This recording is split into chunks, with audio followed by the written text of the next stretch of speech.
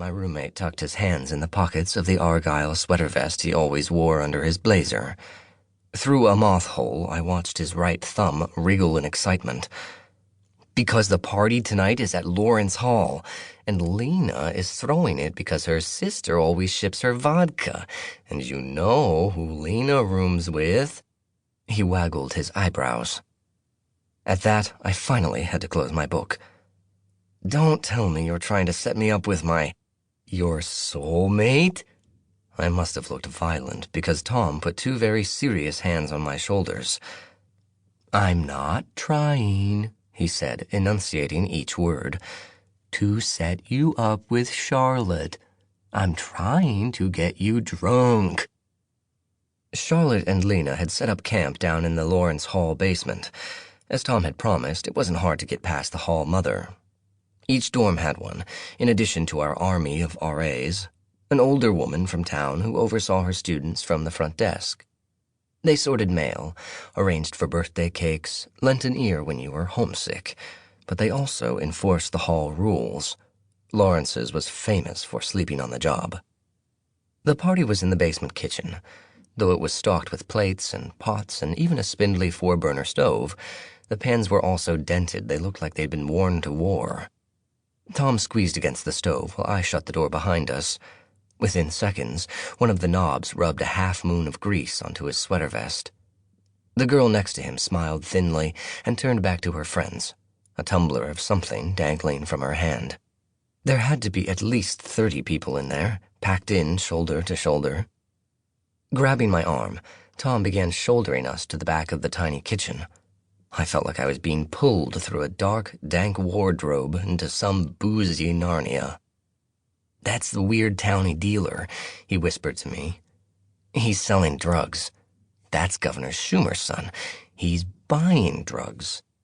Great, I said, only half listening. And those two girls, they summer in Italy. Like they use summer as a verb. Their dads run an offshore drilling operation. I raised an eyebrow. What? I'm poor. I notice these things. Right.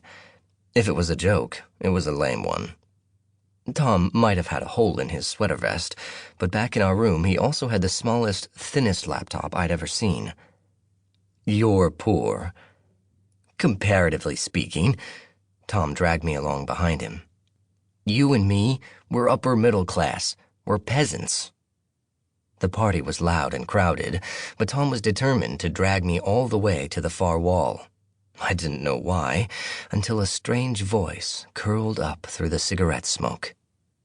The game is Texas Hold'em, it said, hoarse but with a bizarre wild precision, like a drunk Greek philosopher orating at a bacchanal. And the buy-in tonight is $50. Or your soul, chirped another voice, a normal one, and the girls in front of us laughed. Tom turned to grin at me. That one's Lena, and that one's Charlotte Holmes. The first I saw of her was her hair, black and glossy and straight down to her shoulders. She was leaning forward over a card table to pull in a handful of chips, and I couldn't see her face. This wasn't important, I told myself. It wasn't a big deal if she didn't like me. So what if, somewhere, back 100 years and change and across the Atlantic Ocean, some other Watson made best friends with some other Holmes? People became best friends all the time. There were surely best friends at this school. Dozens. Hundreds. Even if I didn't have one. She sat up, all at once, with a wicked smile. Her brows were startling dark lines on her pale face, and they framed her gray eyes, her straight nose. She was altogether colorless and severe, and still she managed to be beautiful. Not the way that girls are generally beautiful, but more like the way a knife catches the light, makes you want to take it in your hands. Dealer goes to Lena, she said, turning away from me, and it was only then that I placed her accent.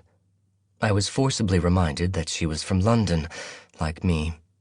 For a moment, I felt so homesick, I thought that I'd make an even worse show of myself and throw myself at her feet, beg her to read me the phone book in that extravagant voice that had no business coming out of